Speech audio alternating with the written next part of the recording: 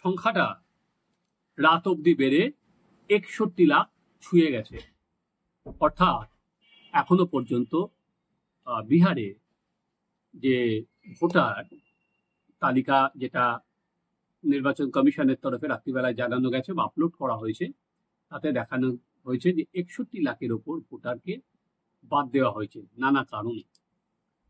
আমি সেই কারণগুলো নির্বাচন কমিশনের যে বিজ্ঞপ্তি সেটা আপনারা দেখুন, এবং সেখানে তারা দাবি করছেন no eligible voter should be left out. কিন্তু কারা কারা বাদ গেলেন আমি আপনাদের সামনে সেটা পড়ে দিই।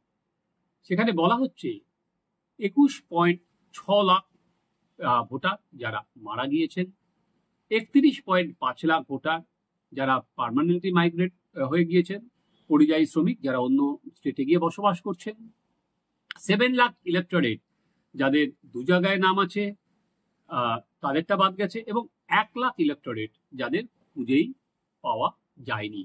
সব মিলিয়ে এই ৬১ লাখ নাম বাদ গেছে। কিন্তু এখনো পর্যন্ত কিন্তু এই যে যাদের খুঁজে পাওয়া যায়নি তাদের কিন্তু এখনো নাম তোলার সুযোগ আছে। এখানে কি বলছে?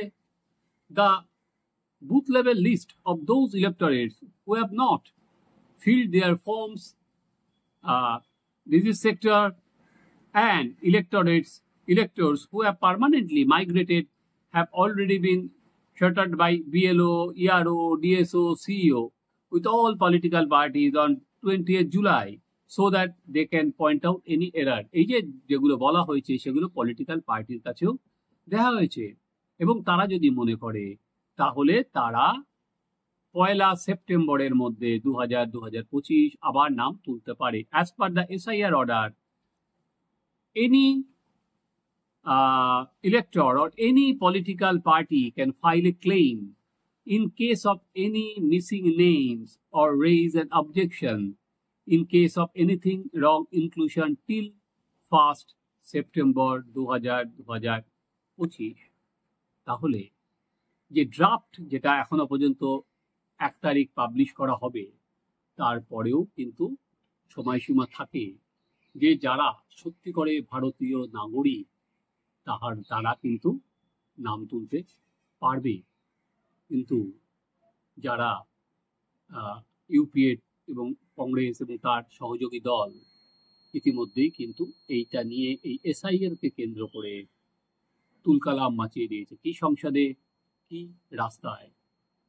তেজস্বী যাদব আরজেডি নেতা, তিনি তো ইতিমধ্যেই ইঙ্গিত দিয়ে রেখেছেন যে প্রয়োজনে তারা ইলেকশনে বয়কট পর্যন্ত করতে পারেন। কি করবেন জানা নেই, কিন্তু একটা হুমকি তারা দিয়ে রেখেছেন। সেখানে বলা হচ্ছে ফর্মস অফ 7.21 crores ইলেক্টরেট যারা আছে have been received and digitalized already. 91% digitalized করা গেছে। Name of all these electors will be included in the draft electoral roll. এই electoral roll এ তারা drafted. The remaining forms are also being digitalized along with BLO, BLA report to facilitate their verification during the claims and objection period.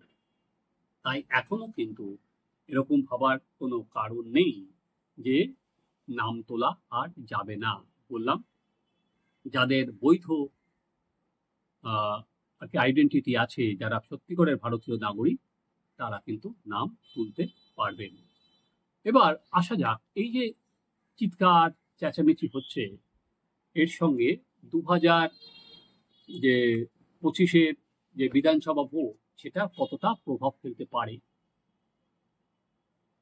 যদি আমি এই ৬১ লাখের উপর নাম বাদ যায়, তাহলে মোটামুটি প্রতিটি বিধানসভা ২৩৪টি যে বিধানসভা আছে সেখানে প্রায় ২৪,০০০ মতো ভোটার একটা কেন্দ্রকে আপনি ধরতে পারেন, সেখানে আর কি এক্সক্লুড হয়েছে, বাদ গেছে।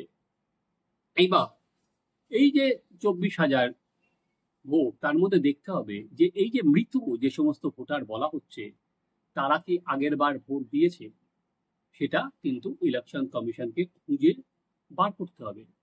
একই সঙ্গে বার করতে হবে যারা এই মাইগ্রেট হয়ে চলে গেছে বলা হচ্ছে, তারা কি গতবার ভোট দিয়েছে সেটাও ইলেকশন কমিশনকে খুঁজে বের করতে হবে। দেখুন, এই স্পেশাল ইন্টেন্সিভ যে স্ক্রিনিং হচ্ছে, যে রিভিশন হচ্ছে, তার অন্যতম বড় কাজ কিন্তু যারা অনুপ্রবেশকারী, যারা ভারতীয় নাগরিক নন, তাদের খুঁজে বার করা। কিন্তু বিহারের সেই তালিকা থেকে কি আমরা সেটা পেলাম? একেবারেই পেলাম না। কারণ এখানের যে তালিকা আপনাদের কাছে পড়লাম, সেটা তো যারা মারা গেছে, যেটার তাদের বাড়ি গিয়ে তাদের খোঁজ পাওয়া যায়নি, বা তারা পরিযায়ী শ্রমিক হিসাবে অন্য জায়গায় কাজ করেন, আর দু জায়গায় নাম আছে। তাই কারা অনুপ্রবেশকারী, কারা তথ্য নকল করে নাম তুলেছিল, জাল তথ্য দিয়ে নাম তুলেছিল, এরকম কত ভোটার বাদ গেল, সেটা কিন্তু এই তালিকায় একেবারেই, যে 61 লাখ নামে, সেখানে কিন্তু একটাও সেরকম নাম নেই। এসআইআরটা কিন্তু করাই হয়েছে, যে একটা যে স্পেশাল যে ডিভিশন চলছে, সেখানে কারা ভারতীয় নাগরিক পরিচয় দিয়ে আমাদের গণতন্ত্রে পার্টিসিপেট করছে, যারা অ্যাটল ভারতীয় নয়, সেটা কিন্তু আমরা এখনো পর্যন্ত, যতক্ষণ না ফাইনাল ড্রাফট বেরোবে, তখন যতক্ষণ না বলা হচ্ছে, এই তালিকা থেকে কিন্তু আমরা পরিষ্কারভাবে জানতে পারছি না। এবার আসুন পশ্চিমবঙ্গে। পশ্চিমবঙ্গে এই বিহারে যে যে জন্য নাম বাদ দেওয়া হয়েছে, এখানেও সেই ক্ষেত্রে নাম বাদ যাবে। যেমন মৃত ভোটার, আমরা তো দেখেছিলাম 2022-এর যে পুরসভার ভোট সল্টলেক, সেখানে গায়ক দ্বিজেন মুখোপাধ্যায় পর্যন্ত ভোট দিয়ে গিয়েছিলেন, এবং অনেকেই এরকম মৃত মানুষ ভোট দিয়েছিলেন। ফলে সেইখানে কত মৃত ভোটার বাদ হয়, এবং সেই ভোটার, এই মৃত ভোটারের কত শতাংশ ভোট দিয়েছিলেন, এইটা যদি নির্বাচন কমিশন বার করতে পারে, তৃণমূল কংগ্রেসের ঘুম ছুটে যাবে।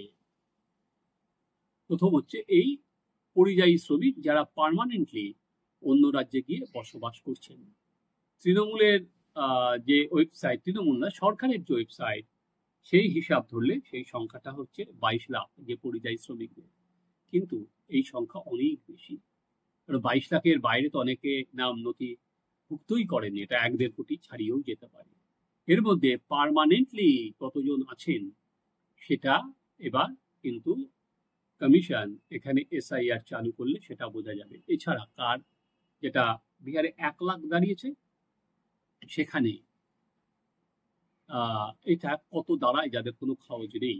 এবার এসআইআর এর মূল উদ্দেশ্যই কিন্তু হচ্ছে, যারা, বারবার বলছি, যারা ভারতীয় নাগরিক নন এমন ভোটার কত সংখ্যায় নাম তুলেছে।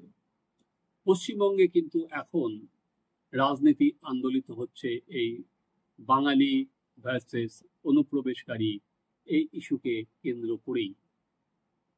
প্রধানমন্ত্রী নরেন্দ্র মোদী দুর্গাপুরের সভায় এসে কিন্তু পরিষ্কারভাবে বলে দিয়ে গেছেন যে যারা অনুপ্রবেশকারী তাদের চিহ্নিত করা হবে, তাদের বিরুদ্ধে যথাযথ আইনি ব্যবস্থা নেওয়া হবে। দেখুন, আইনি ব্যবস্থা বলতে কি বোঝায়?